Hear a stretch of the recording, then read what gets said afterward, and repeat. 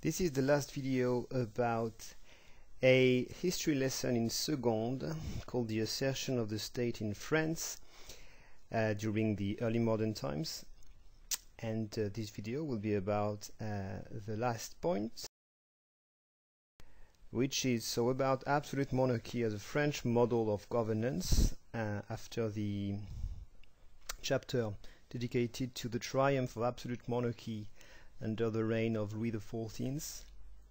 This new chapter will be about how absolutism was challenged. And so we will deal with mostly events that took place during the reigns of the successors of Louis XIV, that is to say Louis XV, who reigned from 1715 to 1774, so one of the longest reigns in French history, but at the beginning Louis was only a child, and his very famous successor Louis XVI, who ruled as King of France from 1774 to 1791, a date during the French Revolution when he became not King of France anymore, but King of the French, and that would only be for 2 years because in the end he lost his head. So the death of Louis XIV did not mark the end of absolute monarchy as a system, but it did mark the end of a period when this system was almost unchallenged. And so the reigns of his successors saw the rise of intellectual criticisms, but also political statements questioning the legitimacy and the soundness of absolute monarchy.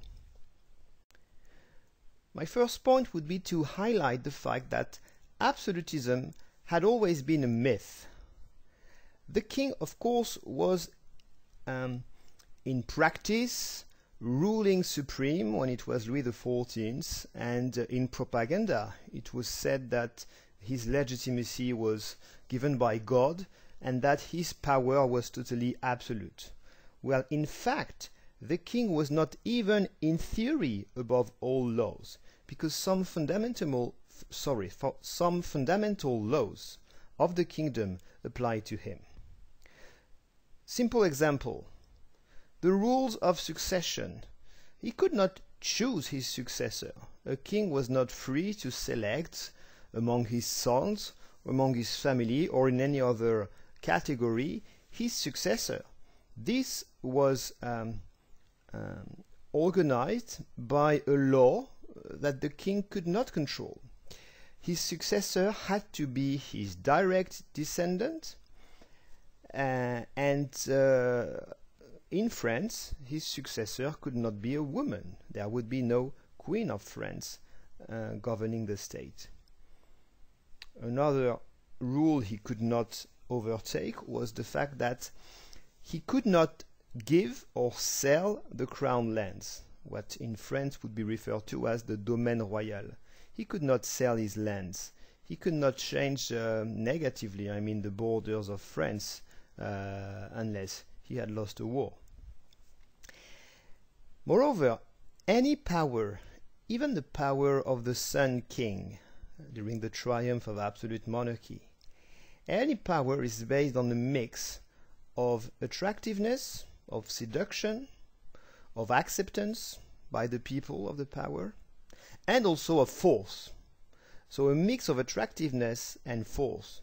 Even Louis XIV had found a strategy to silence the opposition of the noble, that was true. But he had not found a strategy to totally erase the will of the nobles to get some influence in the affairs of the kingdom. And so, for example, Louis XIV had not dared to cancel the privileges of the nobility and the clergy. Privileges which were in particular about taxation. Basically, members of the clergy and members of the nobility, who represented in total 3% of the French population, they would not pay taxes. They would not participate, unless not by this way, to the revenue of the kingdom. Only the members of what was called the third estate, so neither nobles nor clergymen would pay taxes. And that was a privilege that Louis XIV did not change, because he knew that the existence of privileges were an important element to compel the nobles and the church to be loyal to his power. And that question of privileges and taxation was becoming a real issue because of the state deficit. A deficit in when spending is superior to revenue in any budget, even in a family, but here we are speaking about the state. And deficit had really become a major issue due to the expensive foreign policies of war that was chosen by Louis XIV, and that again later in French history would be the choice of some kings. It would be one of the factors of the big crisis that led to the French Revolution at the end of the 18th century. Second point, after the death of Louis XIV, there was a reaction of the nobles who had lost great part of their actual influence on the affairs of the state and were determined to regain them. And in fact, they had an opportunity soon after the death of the Sun King, because Louis XV was only a child, and so he could not rule. And so during a period that was called the Regency, the king's uncle, Philip II, Duke of Orleans, acted as a regent for the king from 1715 to 1723.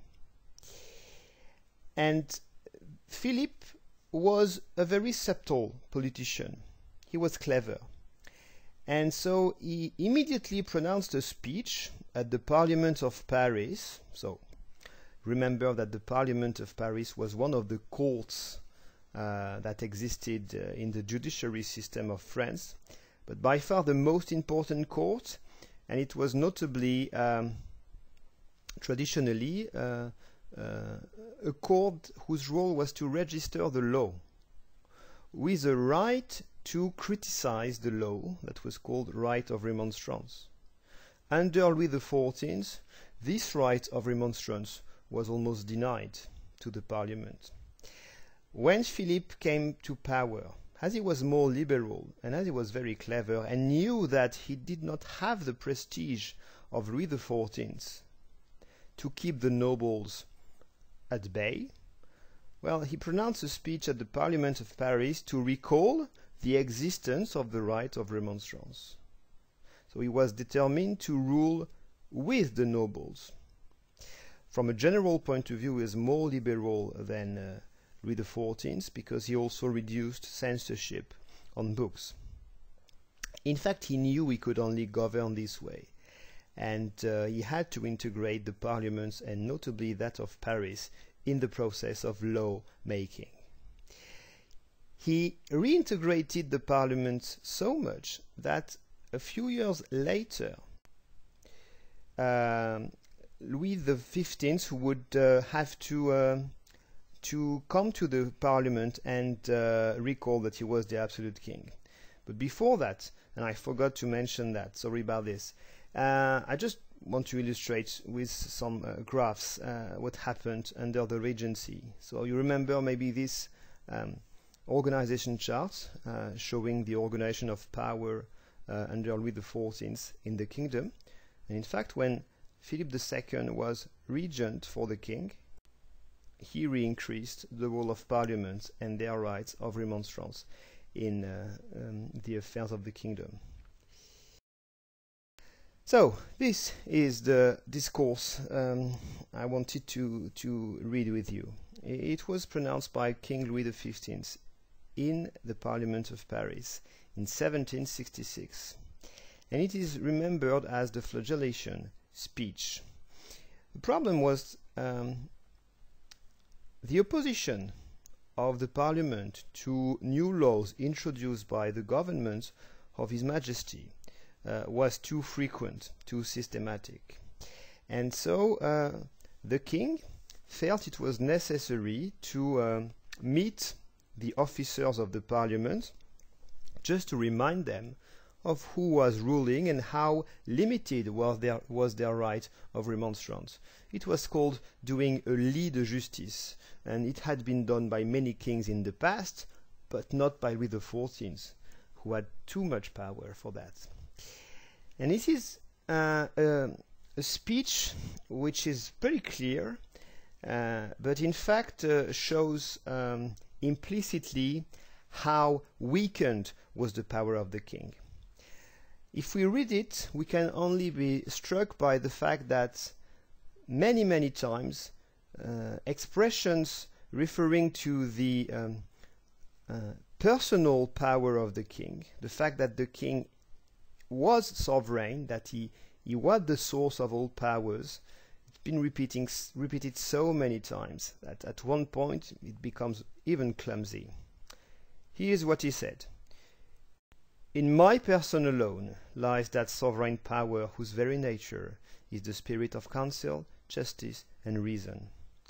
From me alone the courts receive their existence and their authority. The fullness of this authority, which they exercise in my name only, remains permanently vested in me, and its use can never be turned against me. Legislative power is mine alone, without subordination or division. It is by my sole authority that the officers of my court effect not the creation of the law, but its registration, promulgation, and execution, and that they have the right of remonstrance, as is the duty of good and faithful counselors. My people are one with me, and the right and interest of the nation, which some dare to make into a body separate from the monarch, are of necessity united with my own, and rest entirely in my hands. So, what Louis XV clumsily tries to prove in this speech is that in the French government system, power cannot be divided. And if it is true that the officers that compose the Parliament of Paris have a right of remonstrance, it is only because the king wants it, and he only wants them to be councillors, but in no case have any weight on decision making. At the end of the speech, he talks about the fact that the nation, so the French people, the French as a group, are one with the king. They cannot be separated. He is the state, and so symbolically, he is France. And in fact, he even mentions that.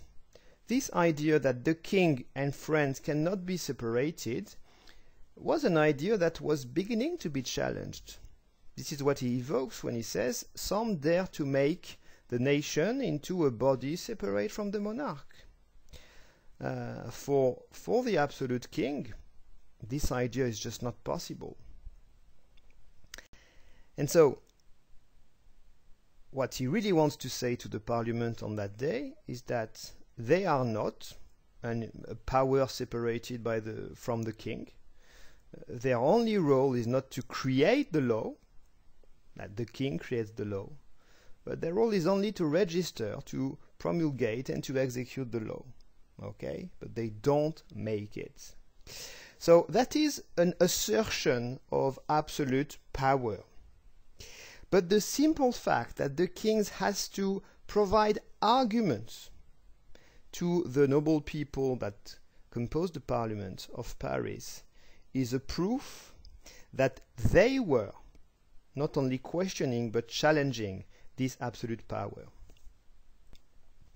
And in fact, it's not a surprise, because ideas in politics that were pretty challenging to absolute monarchy were being created and written and promoted by many intellectuals and not only in France but all over Europe in the middle of the 18th century. An intellectual movement called the Enlightenment Philosophy, or in French, la philosophie des Lumières. So the thinkers that formed this wave of intellectual movement, they believed that everything could be questioned, even political power. And so in France, some thinkers were particularly critical of absolute monarchy. I will give you two examples. The first example is Montesquieu. His most famous book was entitled The Spirit of the Laws, and in this book, and in particular in this famous excerpt, he makes a distinction between different kinds of powers which he believes must be absolutely separated. When the legislative and executive powers are united in the same person or with the same body of magistrates, there can be no liberty, because apprehensions may arise lest the same monarch or senate should enact tyrannical laws to execute them in a tyrannical manner. So the risk, if you don't have a separation between legislative and executive power, is tyranny, according to Montesquieu. It's important to define, again, what is the difference between legislative and executive power. Legislative power is the power to make the law, to write it, to create it. Executive power is the power to enforce the law, to make sure that the people and the society, the institutions, they respect the law. So, for example, in practice, one of the main means of executive power is the police. So for Montesquieu, you have to separate legislative and executive power. But you also have to separate them from one third power, which is the judiciary one. Again, there is no liberty if the judiciary power be not separated from the legislative and executive. Were it joined with the legislative, the life and liberty of the subject would be exposed to arbitrary control, for the judge would be then the legislator. Were it joined to the executive power, the judge might behave with violence and oppression. So, judiciary power is the power to interpret the law. Okay? This is what judges do. Judges are necessary because, you know, the police only cannot fairly decide what kind of penalty a criminal deserves. Even though it is written in the law. It is written in the law that you can't kill somebody. But if you do kill somebody, depending on many issues, for example, the fact that maybe you were in danger and had to kill, well, then you need a judge to interpret what kind of killing it was. So that is essential to any government, to have a system of justice. And if the system of justice is not independent, and then again, you face the risk of tyranny. So that is the theory of separation of powers, which is an extremely important point in the theory of modern government. Another famous French Enlightenment philosopher, who was not of French nationality because he was from Switzerland, but he wrote and spoke in French, was JeanJacques Rousseau. And JeanJacques Rousseau was maybe the most radical promoter of ideas of democracy in politics at a time where democracy did not exist in reality in Europe. He explained that it was necessary to base any government on a social contract between that government and the people that were governed. And he wrote, "When the prince ceases to administer the state in accordance with the laws, when the government usurps the sovereignty, the social contract is broken, and all private citizens recover by right their natural liberty, and are forced but not bound to obey." So there are many important points in this little quote. First of all, you have the fact that for Rousseau and many other Enlightenment philosophers, natural rights of men existed. The right to be free, for example, was for them a natural right, and a government that would erase any freedom for the people would be a bad government. The other extremely important point which is made by Rousseau here is that in case of a king, for example, who does not rule in accordance to the law, in accordance to the contract that has been passed with the governed, then he becomes a tyrant, and if he becomes a tyrant, then the people are forced but not bound to obey. And I think that's really a great quote, because you may think that to be forced to do something and to be bound to do something means the same thing. It does not exactly. If you are forced to obey, it is because that you obey under pressure. Okay? If you are bound to obey, it is because you believe that obedience is right. And so, for that reason, you feel absolutely compelled to obey. So, if your leader is a tyrant, then you are only forced to obey, because he puts pressure on you. But morally speaking, you are not bound to do so. And what is the consequence of that? If you are not bound to obey, that it means you have the right not to obey. It means you have the right to rebel. It means you have the right to make a revolution. So you may understand how important were the ideas of the Enlightenment philosophers. Of course, they did not immediately trigger what we will call the Great Revolution, the French Revolution. But they participated in creating the context that led to the French Revolution, because their ideas circulated widely in the educated spheres of society, that is to say, among the nobility and bourgeoisie. And that's just a remark, and it allows me to do a connection with the next lesson, which will be about British monarchy. Because many philosophers believed that a better form of government than absolute monarchy existed in England. Anyway, it's time for a general conclusion to this long lesson. And I would like to point three elements. First, in France, the building of the modern state was strongly connected to the building of absolute monarchy during the 17th and 18th centuries. And there is a legacy of this model that can still be seen, even today, in the fact that the French state is still largely a very centralized state, contrary to the United States of America or Germany, for example, where a lot of autonomy is given to the regions.